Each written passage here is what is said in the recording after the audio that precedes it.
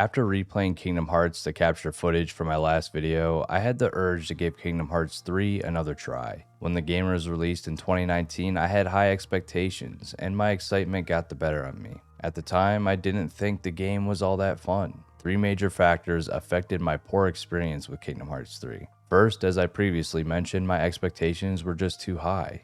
Next, I was going through a particularly difficult time, which made everything a little less enjoyable. With my joy baseline low, the game was already at a disadvantage in providing me with a fun playthrough. Lastly, I fell into the trap of the online negativity surrounding the game. With comment after comment about how the game is bad and not worth the wait, I began to feel the same. My judgment was clouded and I thought I would never pick up the game again. Today, I want to go over all the things I was wrong about the game and what makes it a masterpiece. I didn't think too highly of the graphics or art style during my original playthrough. Upon replaying, I found that the game was quite beautiful. The colors seemed to pop, and the overall style for each world felt true to the films that they took place in. Now, I could be hyping up the game's look based on two factors. I played Kingdom Hearts 3 right after playing the first game, so that jump in quality could have given me a false perspective. I also replayed the game on PS5. I'm not sure if the next-gen system helped pull more quality from the game, however, I wanted to point out these two factors.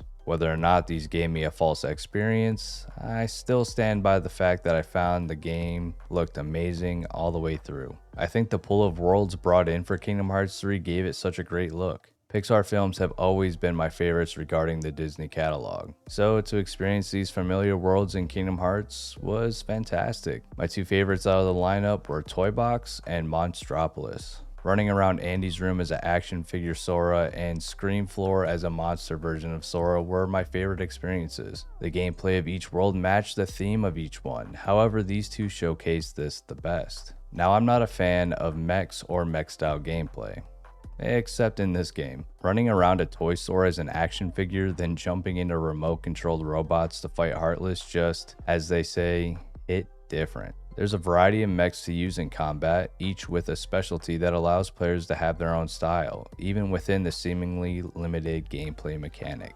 Kingdom Hearts has always tried to give players a sense of distinct style with how they use equipment, weapons, and party members. In the older games, this fell pretty flat, as most people ended up with the same Keyblade at the end, and the limited equipment slots didn't allow for too much character creativity. Kingdom Hearts 3 ramped up that sense of gameplay style in a couple of ways. The Keyblade upgrade system was my favorite mechanic in the whole game. I finally didn't have to give up using a Keyblade I thought was cool for a stronger one that I didn't like as much. In the older games, it was mostly an aesthetic difference. However, in this game, each Keyblade has its own abilities, transformations, and finishers. Each one feels unique, so the ability to continuously upgrade one that I liked was a huge bonus. The Keyblade I used for the majority of my playthrough was Happy Gear. I usually go for strength-focused weapons in games, so this was an obvious initial choice on that front. The change forms are what kept me using the Keyblade. Both Assault Claw and Twin Yo-Yo are dual-wielding abilities. Also, they inherently made an already floaty Sora more agile. This setup allowed me to close the gap between me and enemies quickly,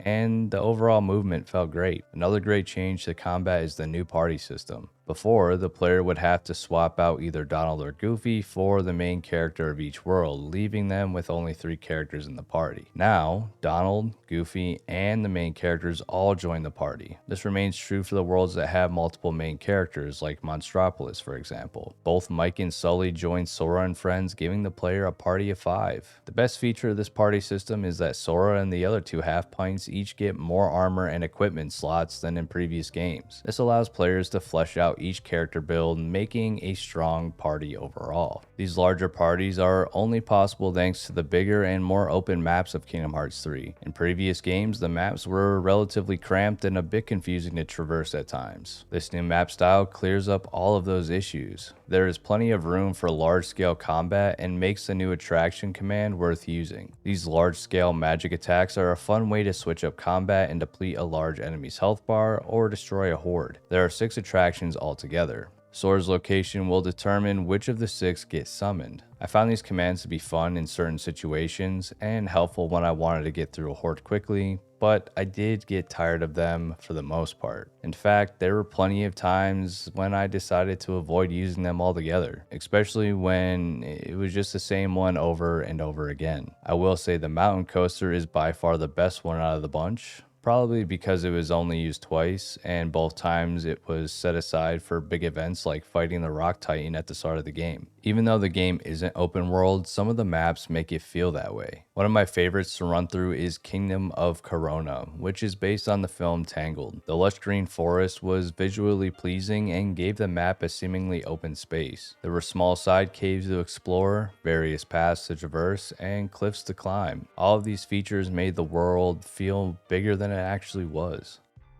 Kingdom Hearts 3 acts as a bridge between the current era of the series and one that's coming in the form of Kingdom Hearts 4. The opening credits make that clear right from the start, showcasing key moments from games throughout the series. As I mentioned in my last video, Kingdom Hearts lore is complex and can be convoluted. However, many unresolved character storylines and mysteries get solved throughout this third mainline game. This bottlenecks the entire Kingdom Hearts story to this one game and allows the color palette to be washed clean, ready for a new set of story arcs. At the end of the Remind DLC and in the Kingdom Hearts 4 trailer, Sora traveled to the real world, our world. This alone breaks away from the animation style that was previously a staple for the series. Another change that indicates a new era is the Kingdom Hearts 4 logo font. This may seem small, however, companies and franchises are attached to their logos, fonts, and brand icons. After all, these elements make up their identity. Considering Kingdom Hearts used the same font since 2002,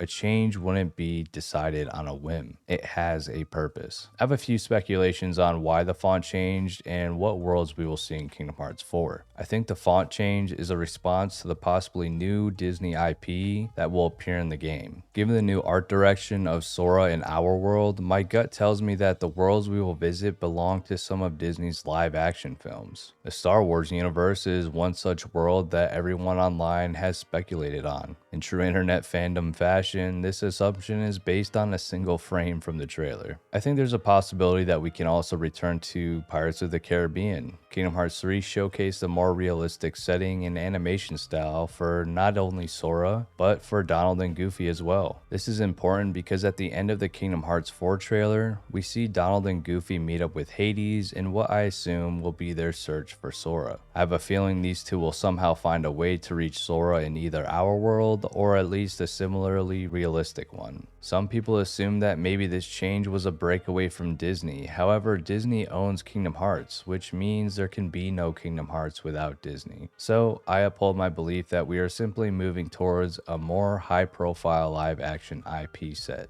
That's all I'll speculate on for now. I'm happy I gave Kingdom Hearts 3 a second chance, and if you've been on the fence about playing it again, do it. Play it with new perspective and in preparation for the new era. Well, thank you so much for watching, and until next time, have a great one.